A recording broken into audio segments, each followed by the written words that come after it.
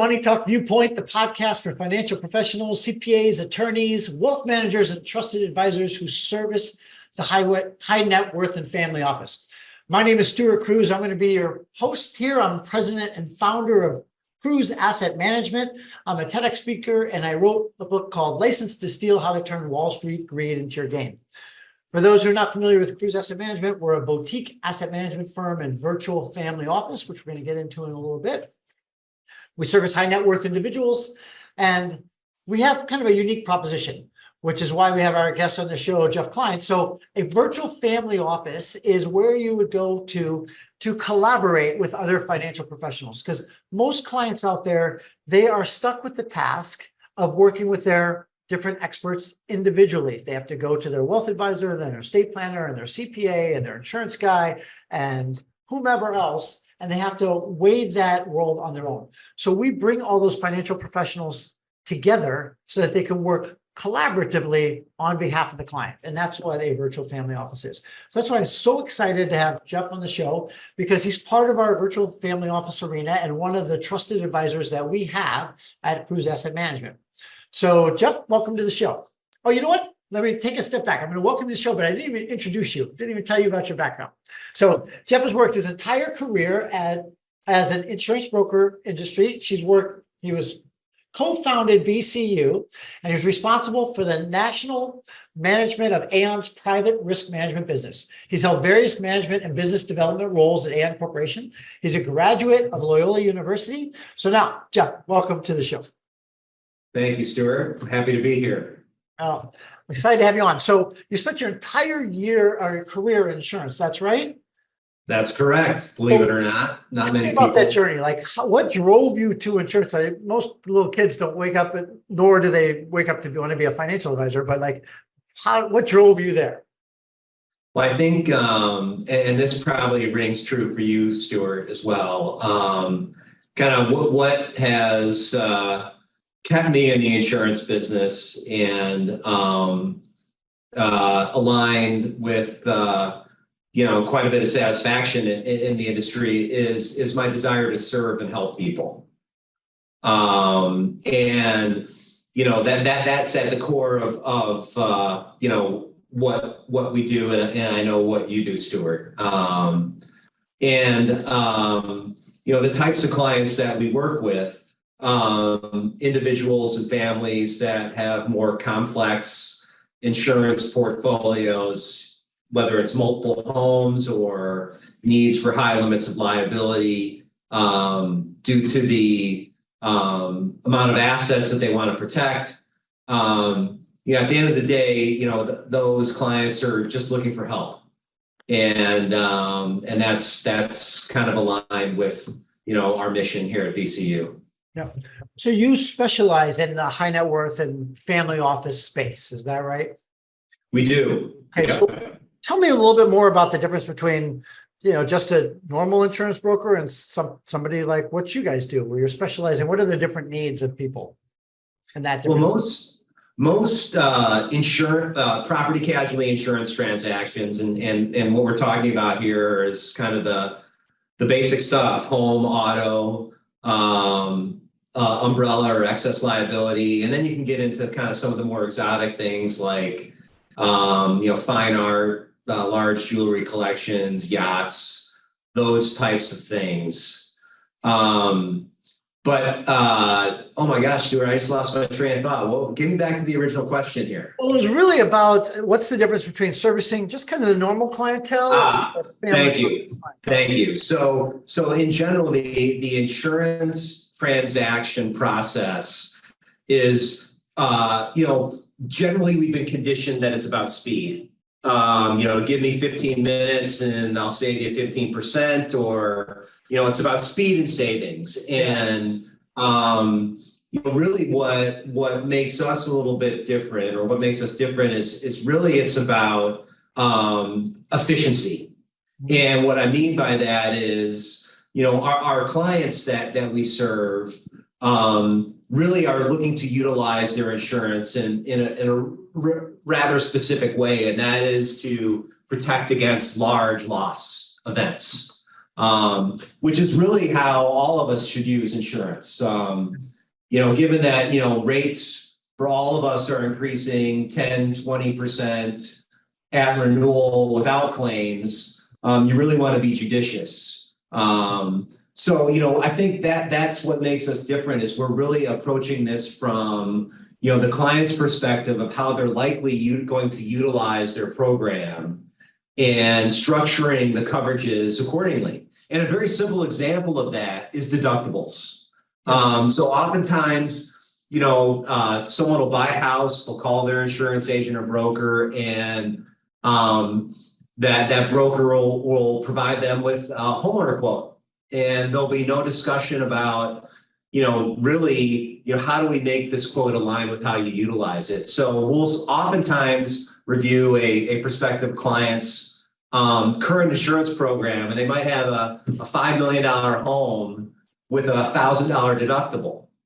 So, again, a very, very simple example of, how that coverage really, one, is not efficient. That client is paying to insure down to $1,000 loss events, which comes at a premium. But also, that's not how that client is going to use their insurance. So kind of restructuring it and taking that $5 million home policy and giving it a $10,000 deductible, can more than compensate in terms of premium savings for the step up in deductible that they're taking out. So again, just a very crude example or very simple example of kind of what makes us a little bit different. That makes a lot of sense. Are there, in addition to obviously you're talking with bigger dollars, more zeros, so higher deductibles, larger premiums, trying to get more efficient, but are there additional risks that are associated with that high net worth and or family office area, like cybersecurity threats? Like what else is out there that maybe people don't think about? So a couple things, what we'll see with larger family accounts is that those families might have employees, and these could be, someone who's a true domestic to kind of a handyman that, really could be viewed as, a direct employee of that family, whether they're paying them with a W-2 or a 1099. So kind of looking at, things beyond just, the personal property casualty exposures and looking into the lifestyles of those families and what those risks are. And then approach the family with the options of, all right, here are the risks and here are the costs associated with transferring those risks. Now, with a family that has an employee, depending upon what state they live in, they may have a statutory requirement to buy insurance for that employee. Work comp insurance is what that would be.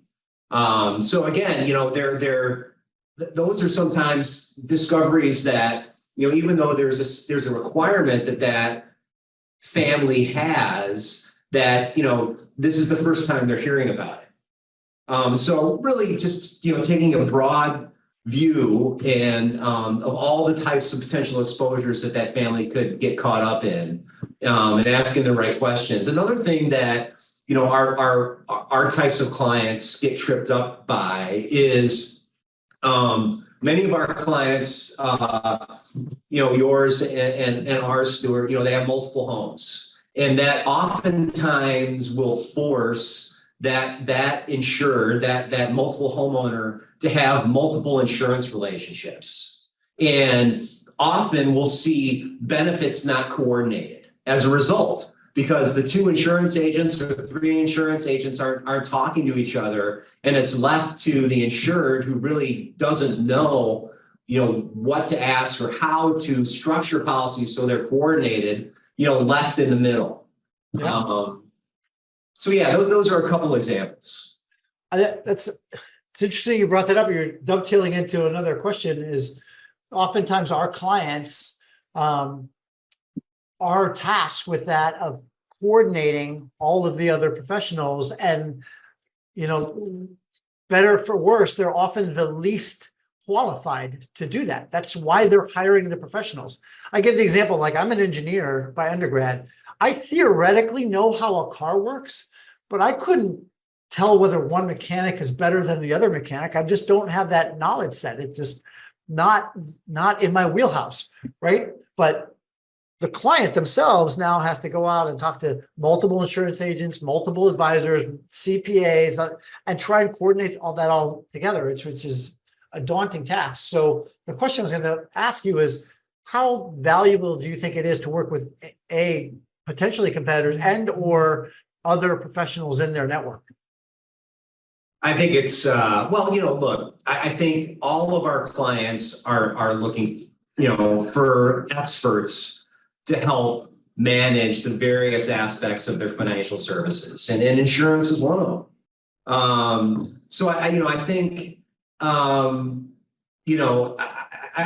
just think that kind of manager role is something that is being sought out. And, I think, back to your comment about, the client lacking the expertise, being in the middle of these relationships and lacking the expertise, in our business, they also lack the passion.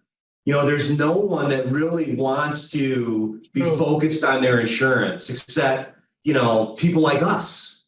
So, there tends to be, not intentional, but sort of just unintentional neglect that is kind of resident in these insurance programs, because really, who wants to be bothered by it? So I guess I'm kind of going back to your first question about what makes us different and what clients find value, in working with firms like ours. But yeah. It's amazing. I get the same thing, right? Which again is why we're hired, right? Because they don't want to do it. But it's, again, they've spent their life building up this nest egg and these investments and these strategies and all this pool of capital that I'm investing and you're protecting. And yet looking into these things oftentimes is the last thing that they want to do. So they do. No doubt. So we do need, they need somebody that has that passion for it, which is, what does that say about us, that we have passion about these boring topics? Somebody needs us. And I think, I think what you do, Stuart, with your clients in looking to provide other service providers that can help lift, the financial service burden off of these families' plates, is really important. And, in our business, much like yours, is service intensive. Our clients need us, and we need to be available and we need to be responsive. So it's not everyone can do this stuff. You have to really have to have a like you, a passion for serving people and your clients, and really being invested in those relationships, as opposed to, treating it like a transaction, which, back to, previous comments, is how, most people expect their insurance relationship to be. It's a transactional one, not a relational one. Yeah. Let's shift gears a little bit. Can you tell me, I have no idea, how has technology transformed the insurance business? Has AI entered into your space a lot? Like, that's all the buzz, so I have to ask about it. Like, what has happened over the years for your business? Well, I think the threat has been that AI is going to displace us all. Yeah. And the reality is, AI has been around, quote unquote, AI has been around in the insurance space for a long time. Mm-hmm. I mean, you can go in 5 minutes, get a quote from Geico and not talk to anybody. And there'll be recommendations on what they think your coverages should be. And so we feel, in terms of a threat, it's really nothing new. But there are some interesting, I think, enhancements that can be brought to our business that will only help us, serve our clients better and faster. So I think, there are some tools that we are currently utilizing that are kind of looking to accomplish that goal for us, but we don't see it displacing the human relationship piece.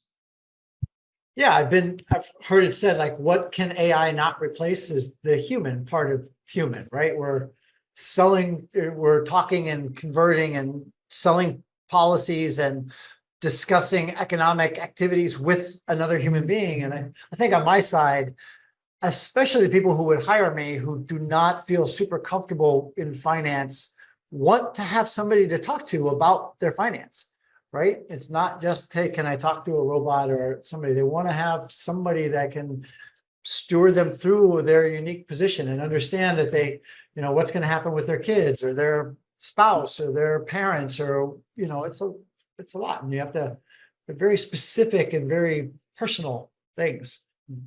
And I think you hit a really important point, is that they're very specific. Like these families, it's hard to put them in a box, and that's okay. You got this, so you conform to these sets of, recommendations. I just don't think that aligns well yet, maybe never, with kind of being able to automate the service and advice piece. Yeah. But, what do I know? Maybe it makes the application easier, right?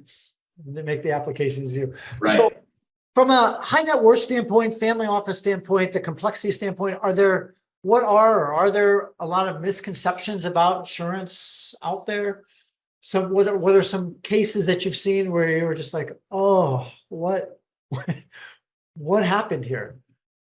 Well, I think all of our clients should be looking to purchase personal cyber and crime coverage. And many homeowner companies are, I should say, all of our carriers that we work with that are focused on the high net worth niche offer it as an endorsement to their homeowner program. And other carriers do as well.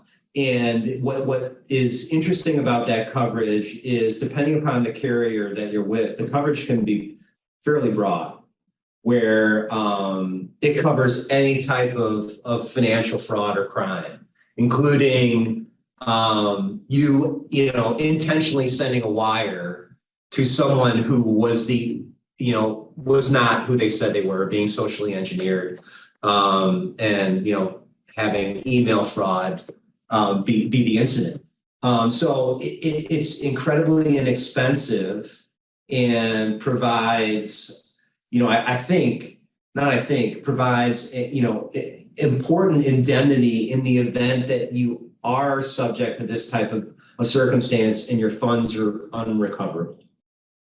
So, and in terms of the incident of email compromise fraud that we're seeing and what our carriers are telling us, it's a significantly growing concern. So we just think that is really important, and a really easy coverage that can have a tremendous impact in the event you have something like this happen to you. Another thing that is very critical for our clients these days is anyone who's buying a house in a part of the country where the insurance market is effectively collapsing, the property insurance market. And, Florida is the kind of the state that has been, most publicized, and it's still a problem.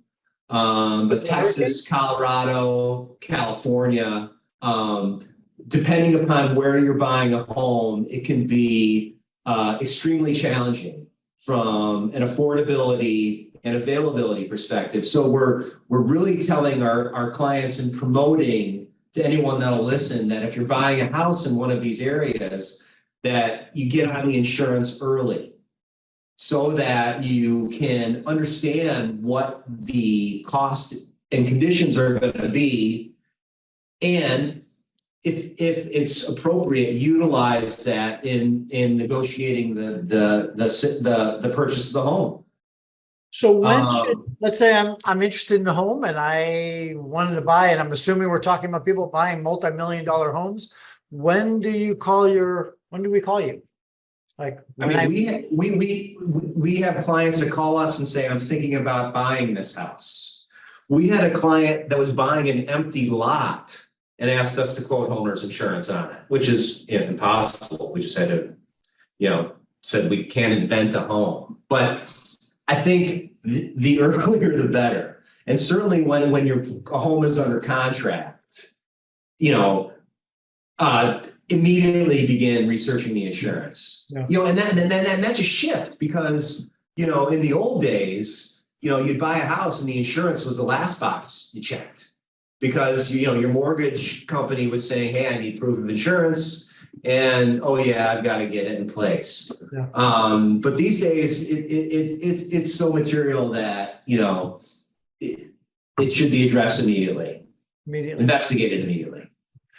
I do want to go back to that point because I do have a personal story about the cyber crimes. And, it's been said that if you haven't been affected by it, it's just a matter of time. And from personal experience, so here I am in the world of finance, and you can imagine, are pretty protective of our clients' money and how money gets wired out. And from a personal experience, my assistant got an email from me that said, please wire money to Cruise Asset Management account. And these other people had opened up a Cruise Asset Management account in California with Merrill Lynch. And so he wired money from a Cruise Asset Management account to another Cruise Asset Management account. And didn't even require a signature because it was same name registration, right? And he got a spoofed email from me, and he, in passing, said, "Oh, the wire went out." And I said, "What wire?" He said, "The wire you asked me to send." And I said, he was just trying to do his job, right? So he did nothing. He didn't do anything wrong as far as he knew. He got directions from me. He saw me in the office. I was busy. He was just trying to take care of business. And it was just the wrong place at the wrong time. And now, of course, I called Merrill Lynch saying, hey, I'm Cruise Asset Management. And they're like, do you have the EIN number? And it's not the same number, so they won't even talk to me now. They have the money. Now, of course, I said, look, I understand all the regulations, so just please put a hold on that for a moment. And why don't we let our back offices talk? And I ultimately recovered the money, but it's a rarity that happens, right? So it was just super fortunate that it happened and they weren't able to wire the money to the next place, or else I'd have been out those dollars. So we had a client who was working with a builder, and we've got so many stories of where someone has received an email instructing them to send a wire, and they feel it's completely legit down to the way the person speaks in the email, way they sign off, and then boom, they send the wire. So it's a thing. There's no doubt about it. And now it's scarier, which from a compliance standpoint, it used to, and it still is actually, a request of when a client asks for a wire to go out, I have to check a box to say, did you verbally confirm with that client? And of course we say yes, but now with all the AI, and my understanding is you only need about 3 to 5 seconds of somebody's voice where you can emulate their voice. And even if I verbally confirm with them, it may not actually be them, right? They say, hey, please send the wire out. Here's the number to verbally confirm. You call them up, and now AI answers the phone inconceivably what their voice is. I don't know what, we're gonna have to go back to like code words. You have to use Rumpelstiltskin or Rochambeau as a code word to send a wire out. I mean, I think in our quest for more and more convenience, I think something's going to have to give. And I think at some point it's just going to have to be more complex to send money around. Yeah. You have to be okay with that to protect the money. Yeah. So, I'm probably guilty. I know I'm guilty of this, but I haven't reviewed my insurance in a while. Like, how often do you recommend people review their insurance, take a look at their policies, go over them? If they've never had someone do a comprehensive review, that everyone should do that. And that is just have someone just look at all the policies in the program, not just one policy as it comes up for renewal. So I would encourage that as that's a good checkup that all of us should do. And then someone should be looking at that every year and providing that insured with either recommendations specific to the renewal offer looks good, and confirm that there's been no changes with the family that weren't disclosed throughout the year because we're not mind readers.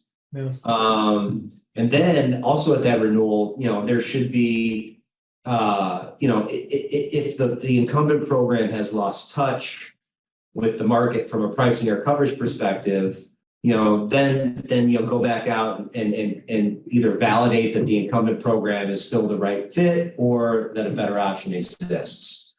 Typically, prior to the insurance market going a bit haywire, our average was once every 3 years for our clients.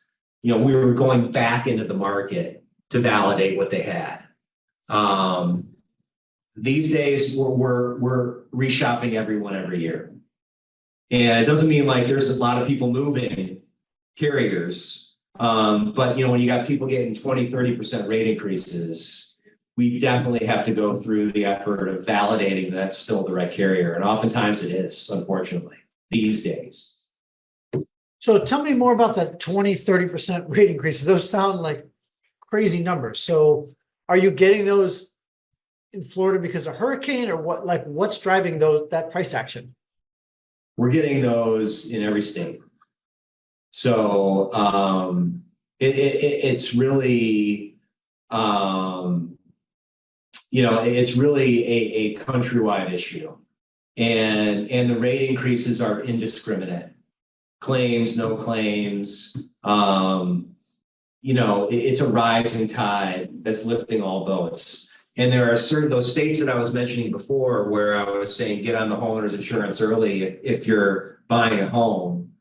I mean, it's a real crisis. I mean, you've got people going up 100%, 150%. You've got a tremendous amount of non-renewals happening in those states. So people being forcibly displaced from their insurance company for no reason. So what's driving the price increase? So that's a whole nother podcast in and of itself, but I'll try to be very succinct. Okay. So a lot of it has to do with the unquestionable and undeniable increase in catastrophic weather events.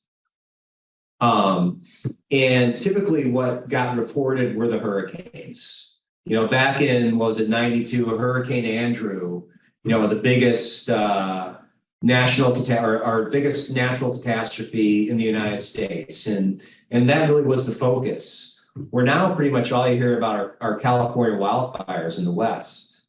That wildfire that happened in Boulder like 2 or 3 years ago that took out like 1,100 homes, which is a huge event. It was $1 billion event, over $1 billion, which is a big loss event.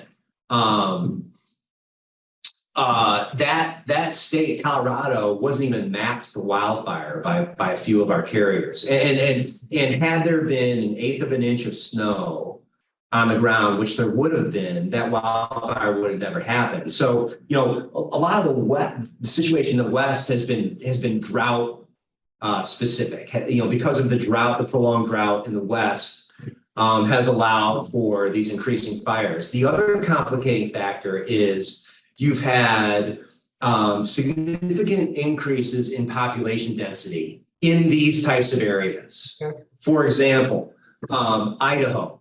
5 years ago, only 5% of homes built in Idaho were considered wildfire exposed. Now 35% are. Montana is another great example where you've had just this population explosion, which just basically puts, more dollars at risk. These fires have been happening for a long time, and so have these hurricanes. And then the third thing, and I'm gonna wrap this up, is the increase in convective storms. So these are wind, hail, tornado. And that's become such an issue here in the Midwest that many insurance companies are not writing new policyholders that have a wood-shake roof. And that has to do with the propensity of damage associated with hail, specific to wood-shake roofs. So you've got, kind of these weather patterns, changing not only the carrier's appetite, but their whole approach to underwriting. And then I can go even deeper on kind of the regulation that insurance is regulated by state. And there are some states that are very pro-consumer, where it's difficult for insurance carriers to get rate increases approved. California is one of those. So, there's pressures from a lot of angles that are driving these rate increases. And it's probably going to be sustained for the next couple of years. Okay, that's great news. Appreciate that. Here, my perception is insurance companies are making all the money. That's like Warren Buffett's thing. Like, I'm going to buy insurance companies because they're just collecting premium, but apparently they're not making as much money as we thought, or at least they're having to raise their premiums. So what role does buying insurance, the obvious answer is obviously you're protecting your assets, but what broader role does insurance play in the estate planning and legacy planning for the affluent families and those kind of people? Obviously you want to protect assets, but do you work closely with estate planners and lawyers, that aspect, or what are your thoughts on that? I think I think with respect to estate planning, one of the big exposures, our families have is their personal liability. You know what it's going to cost to rebuild the house. You know what it's going to cost to replace a car or a diamond ring. What is harder to predict is what it's going to cost to settle an auto accident where there's significant injury to third parties and you're personally negligent.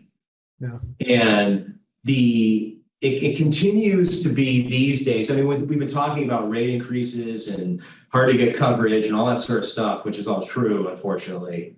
But it continues to be one of the most efficient transfers of risk in the property casualty insurance universe, a personal umbrella or excess liability policy.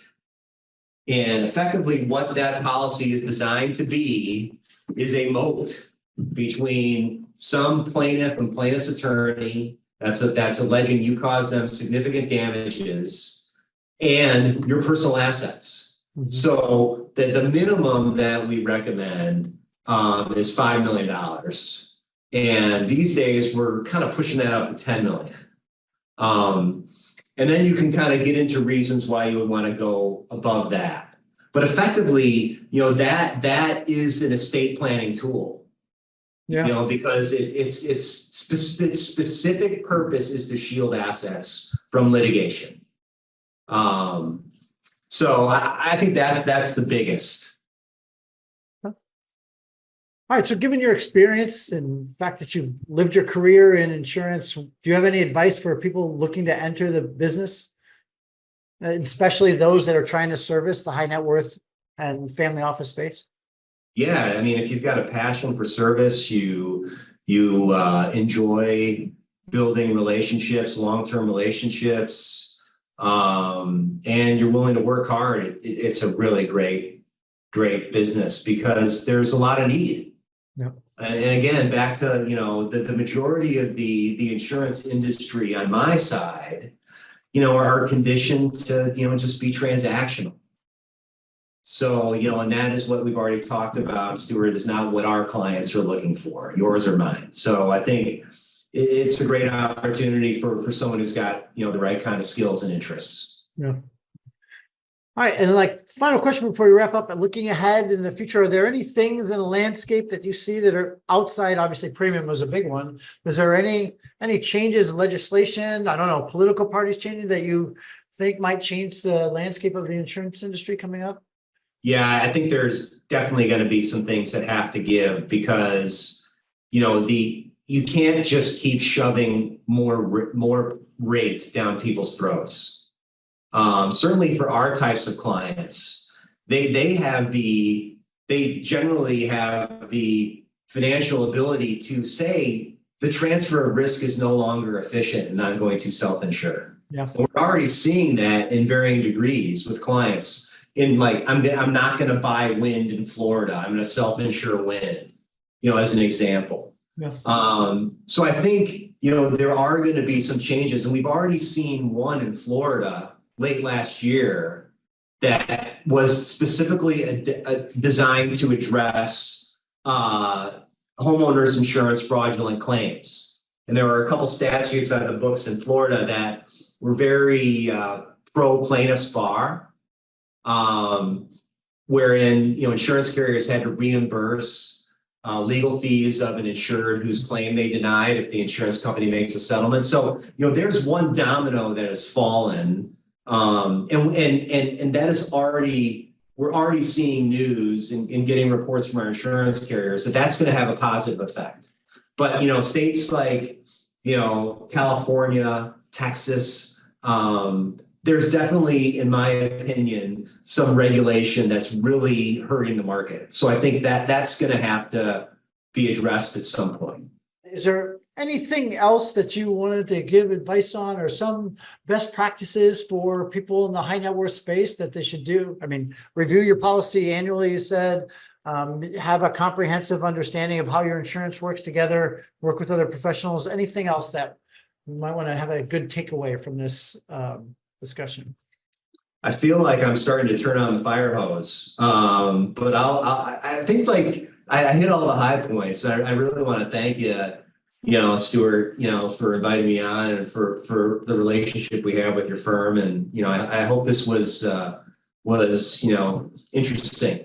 This was great. Jeff, can you tell our viewers how to get a hold of you? Sure. Just, bcurisk.com, B as in boy, CU risk.com. That's probably the easiest way to, learn more about us and schedule a consultation if you're so interested. Sounds great. Well, I'm your host, Stuart Cruz. That was our show. I can be reached at cruzassetmanagement.com. That's KRUSE, assetmanagement.com, or Stuart@cruzam.com. You're watching Money Talk Viewpoint, financial education podcast that's geared towards the high net worth and family office space. If you're interested in becoming a guest on the show, please reach out to moneytalkviewpoint.org. My name is Stuart Cruz, and it's been a pleasure to have you on our show. Jeff, thanks so much. And thanks everybody for watching.